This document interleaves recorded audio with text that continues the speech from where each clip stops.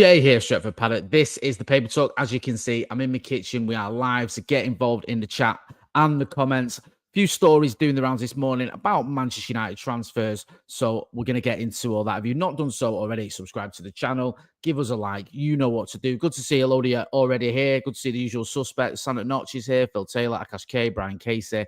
Great to see all you people. Make sure you are hitting that like button, please. Right, you might have gathered from the thumbnail.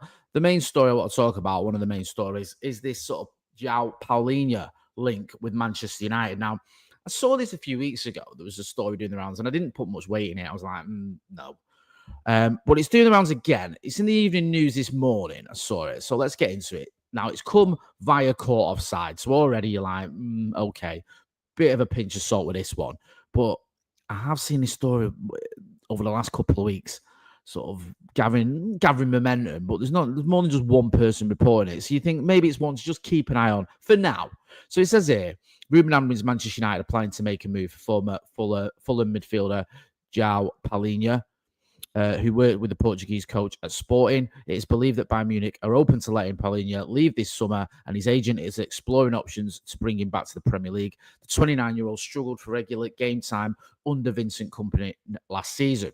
So I was looking at his stats. So he only played 17 games in the Bundesliga under Vincent Kompany. Now, he did have an injury that kept him out for a big chunk of the season. I think this was sort of over the course of from November to January. He was out with a torn muscle. And then he had another couple of injuries. I think he was ill at one point as well, and suspended for a game. But he wasn't getting much game time. He wasn't a regular. A lot of his appearances were towards the end of the season were cameos. He did start a game against Augsburg, but other than that, in the Bundesliga especially, he was on the bench a few times and didn't get off the bench, or he came off the bench and had 5 minutes, 2 minutes, 7 minutes. So he's by no stretch of the imagination a regular for Vincent Kompany's side. Now, one of the reasons you might be put off by him is he's 29 years old, and he actually turns 30, I think, next month. I think his birthday's in July. So he's 29 until he's 30. So he's going to be 30 very soon. So that doesn't feel like the right age for Manchester United to be buying anyone, especially with Ineos saying that the rumours are that we're going to aim for sort of younger players that have some resale value that you can move on if things don't work out. We have been sort of snooking in the past, haven't we, by buying players, overpaying, and then not being able to move them on. Brian Casey says, guessing he's a direct replacement for Casemiro. So there you go. You see, that's someone where that's the sort of the suggestion. The age thing I get, it's like 30 by the time we bought him, unless we buy him like next week, and basically 30. Oh, I've done that thing again. Right. What is going on with this camera? It did it last time. Forgive me. Honestly, where it just zooms in and it gives you all a bit of a shot there. I think I fixed it. I don't know what is going on there. I'm sorry about that. It's the last thing you need when you're having your Sunday breakfast. So there's sort of like the rumors are, or the reports are, that we could get Palhinha in. I mean, 30 years old. Is there a worry there?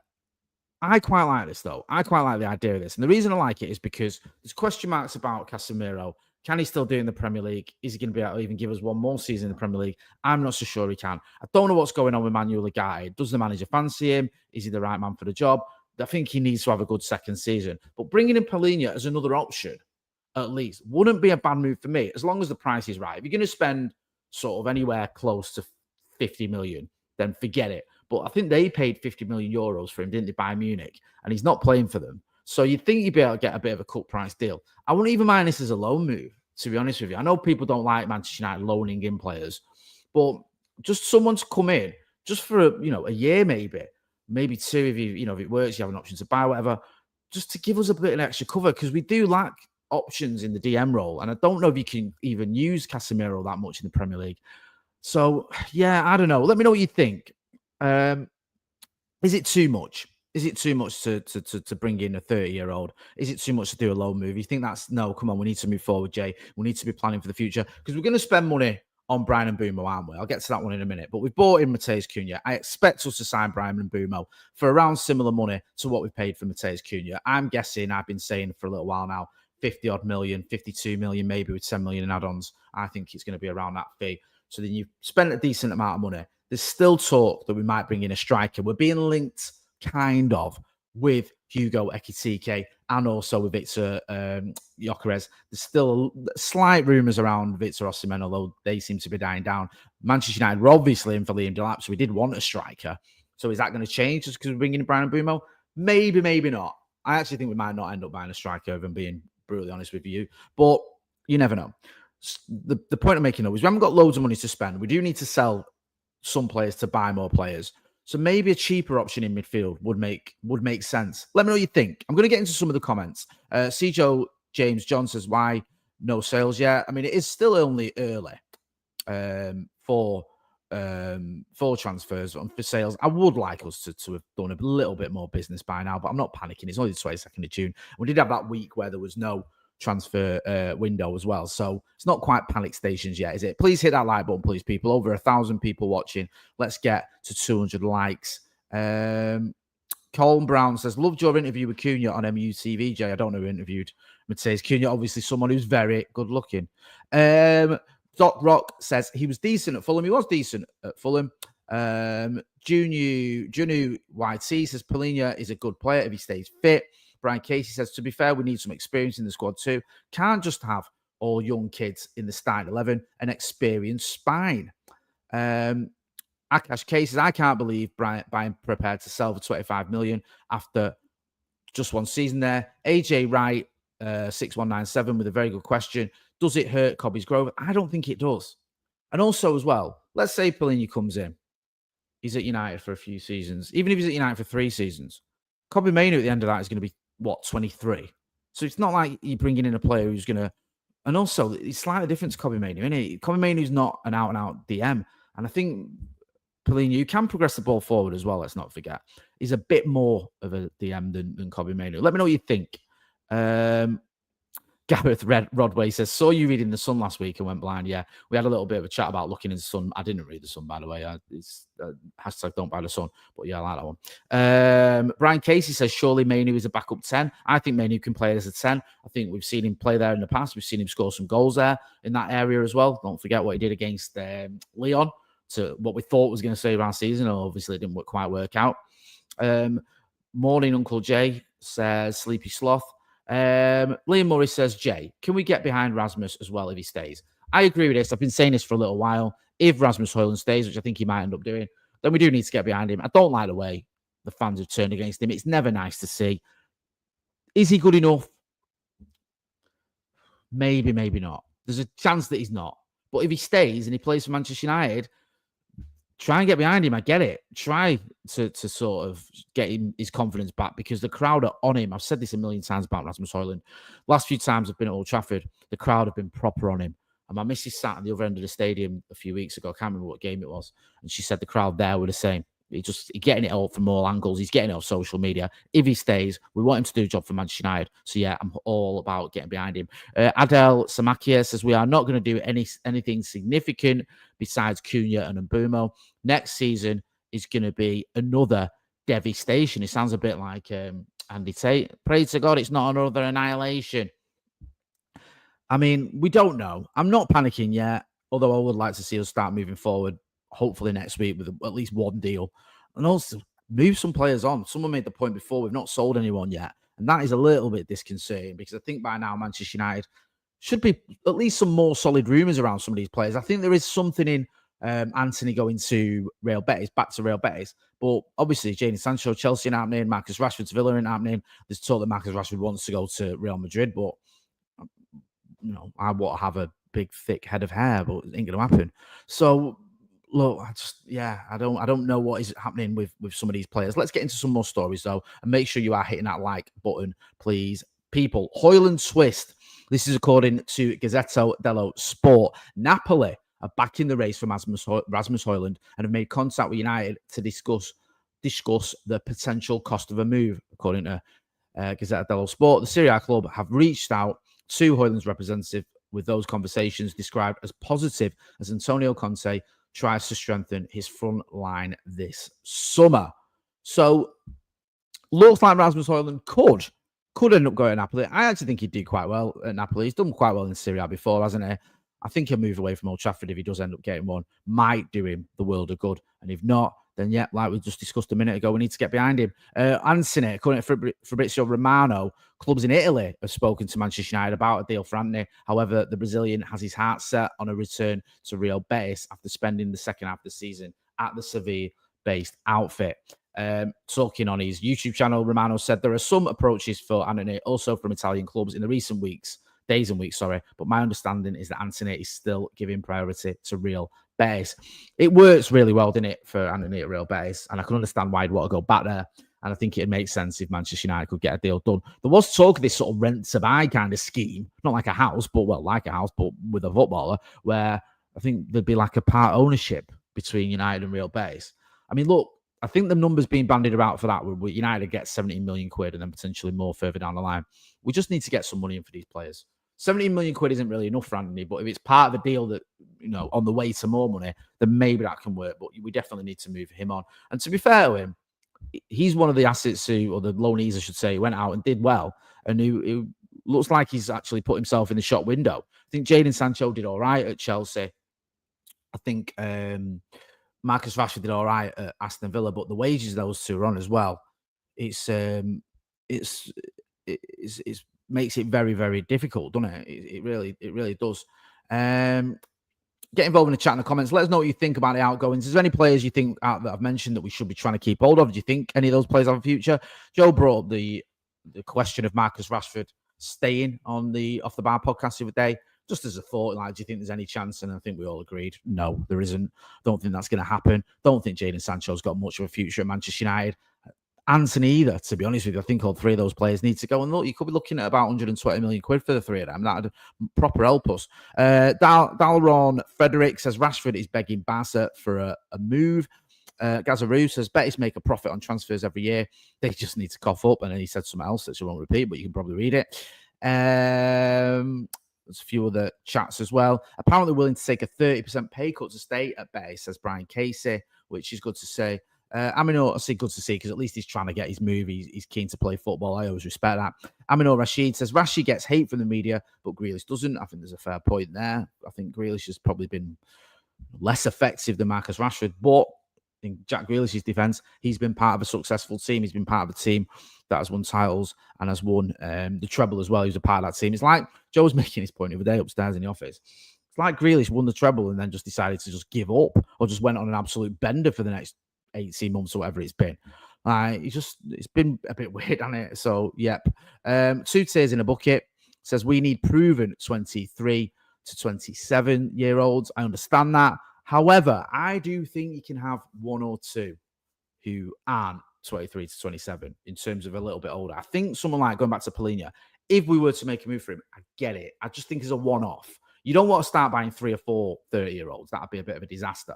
But I think as a one-off, I'm not completely against that move. If you just joined us, that was the story doing the rounds. I think the Manchester Evening News had it. Having a look at the Mirror here.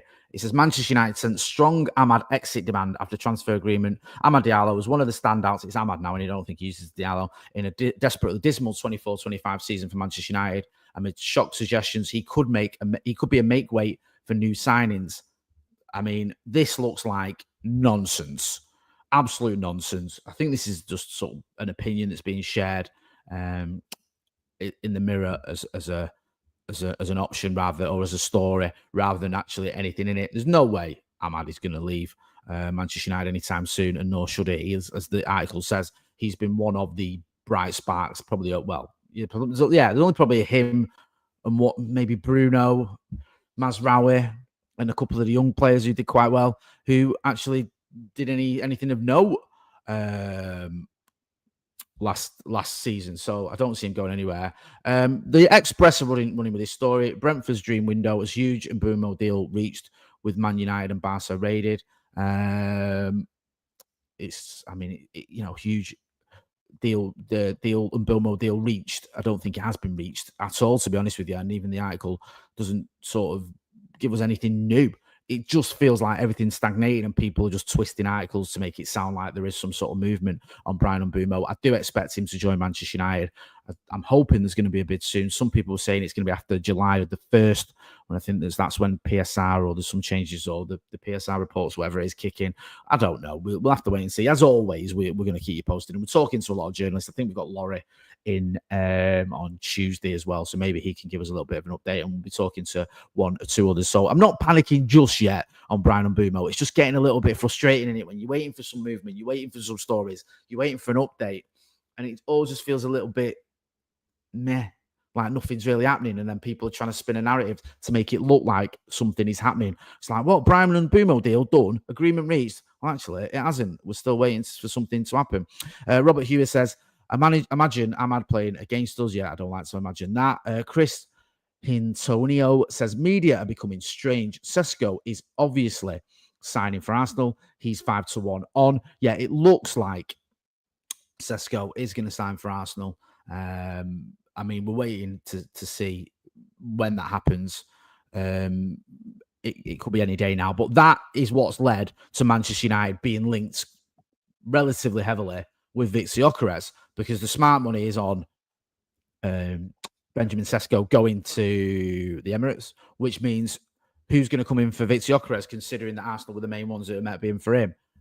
But again, I keep saying this and people get annoyed because I'm repeating myself, but I can only tell you what I'm reading and what is happening each day. And it's the same thing. Forgive me, but it is. And the same thing is happening is we're not seeing anything to indicate Manchester United have made a bid or are going to make a bid just yet for Victor Gyokeres. I don't even know if we will. Yes, it makes a lot of sense, the fact that Victor Gyokeres scores loads of goals, has played for Ruben Amorim, scored loads of goals for Ruben Amorim. United weren't scoring enough goals. We get in someone like Victor Gyokeres, and all of a sudden, if you've got a front three of Mbeumo, Cunha, and Gyokeres, you've got goals there. You could, that could be potentially 100 goals between them next season. However, in all comps, there's nothing to make me see or to make me believe that transfer is imminent. I said this the other day on Transfers Live. I wouldn't be surprised if United did something on the 11th hour for a striker, like literally deadline day. We went and got a striker. We've done it in the past with varying degrees of, success. But if Victor Gyokeres doesn't get a club, if Sporting don't want to keep him, if United could maybe get him on a little bit of a cut price deal there, lower than his buyout clause, perhaps there could be something done there. Maybe there's something that can happen with Hugo Ekitike. Maybe there's something that can happen with Victor Osimhen. But as it stands now, sorry, I've just knocked the camera, there doesn't feel like there's much going on. I think there's a bit of a discussion going on about, is it Marcus Rashford, I think, or whoever it is, or sorry, I'm trying to keep up. I think there's a bit of a discussion about certain players staying. I think Steve M's, I'm sorry, I'm trying to, who is it you guys are chatting about in the conversation? Oh, right, sorry, Hojlund, yeah. So Steve M, God, my camera's done that again. Steve M has said that, if Hojlund stays, get behind him. I agree. If he stays, get behind him. But I will always get behind a Manchester United player. We'll have to wait and see if he does stay. And if he does stay, hopefully he can have some success. He had some in his first season, was terrible last season, but we'll have to wait and see. Mustafa Mugarab. So, sorry, Steve, I'm a senior defending Rasmus Hojlund. Yep, I get it. If I had to sort of say, do I think Rasmus Hojlund's going to be a success at United? If I gave me a binary question, probably not. But if he stays, I will get behind him. Mustafa Mugarab says, any update on Onana, Emi Martinez rumours? Jay, not really. And I don't just want to keep, looking for things that aren't there or making up stuff. It's all gone a bit quiet on that front. I mean, there was talk that Emi Martinez was keen on a move to Manchester United, but the sort of counter claim to that was, or the sort of pushback on that was, that Ruben Amorim was happy to keep Andre Onana. So it might be a case that Emi Martinez wants to come to Manchester United, but if Ruben Amorim doesn't want him, then he ain't going to come to Manchester United. We'll have to wait and see, because part of me feels like we do need another goalkeeper, especially if we're buying attackers. It's like we're sorting out one end of the pitch. Shouldn't we sort out the other? However, if money is tight, if you can't get Martinez on the cheap because you think he's 32, which is okay, it's quite young for a goalkeeper, but it's still a decent amount of money, then maybe you just need to, stick with Andre Onana. I love Andre Onana to turn around. I think there is a keeper there. I just don't know if he's quite a Manchester United keeper. Big season for him if he stays. Big season for Rasmus Hojlund if he stays as well. And hopefully it'll be a big season for Brian and Boomer when we get that deal done. And who knows, maybe even Palhinha. Akash K says, Jay, what strike would you get? Bring in Jonathan David on a free, why not? Listen, I'm going to leave it there. Make sure you're hitting like, share, and subscribe. Go and check out the video that Joe did on Omar Barada. We saw that fantastic interview. There was an interview in United We Stand with Omar Barada. Andy Minton did that one. So go and check out the interview, or the video, I should say. Check out the interview on United Stand, but go and check out the video that Joe's done as well. And Shane Gates in the super chat says, sincerely hope that we're genuinely looking at midfield options. Can't go into next season without an addition. I hope you're right too. I'm going to leave it there. I've been Jay. This has been the Paper Talk outside a pretty, or not outside, inside the kitchen of a pretty windy Salford. Thanks for watching.